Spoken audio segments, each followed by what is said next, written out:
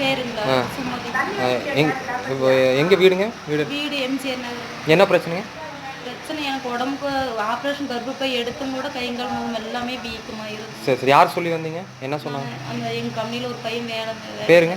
மாரிக்கண்ணன். மாரிக்கண்ணன் என்ன சொன்னார்? இந்த மாதிரி எல்லாத்துக்குமே கேட்குங்கக்கா, கழுத்துல கயிறு போட்டிருந்த அப்படிங்களா, என்ன தம்பி கயிறு போட்டிருக்கிறேன்னு கேட்டேன்.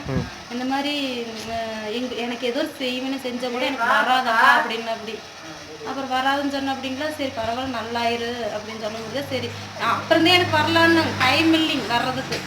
அப்புறம் தான் சரி ஞாயிற்றுக்கிழமைக்கு போனோம்னா இப்போவே கேட்டு பையன் 10:30 போனோன்னா அப்போ எனக்கு மனசில் பட்டுச்சு. சரி போகலாம் இங்கே அப்படின்றத மாறிக்கணும். வேலை செய்ய பீஸ் எடுத்துகிட்டு போய் கேட்டேன்.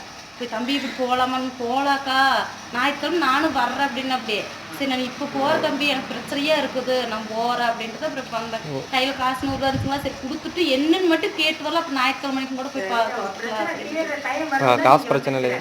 இப்போ என்ன வாங்கியிருக்கீங்க கையில்? திருநீர். இப்போ பரவாயில்லைங்களா? ஓரளவுக்கு திருப்தியா? இங்கே மனசு திருப்தி.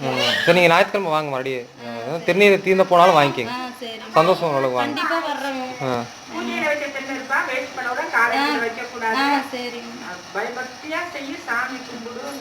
இப்போ வந்ததுக்கப்புறம் மனசுக்கு இங்கே திருப்தியா இருக்கு. திருப்தியா இருக்குங்க. பையனை எப்படியே சொல்லணும் கம்மனு விருந்துன்னு கூட வீட்டில் போய் அவனுக்கு போட்டு விட்டு வந்திருக்கோம்.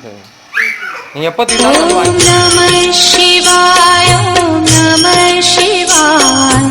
हर हर भोले नमः शिवाय रामेश्वराय शिव रामेश्वराय हर हर भोले नमः शिवाय ओम नमः शिवाय हर हर भोले नमः शिवाय रामेश्वराय शिव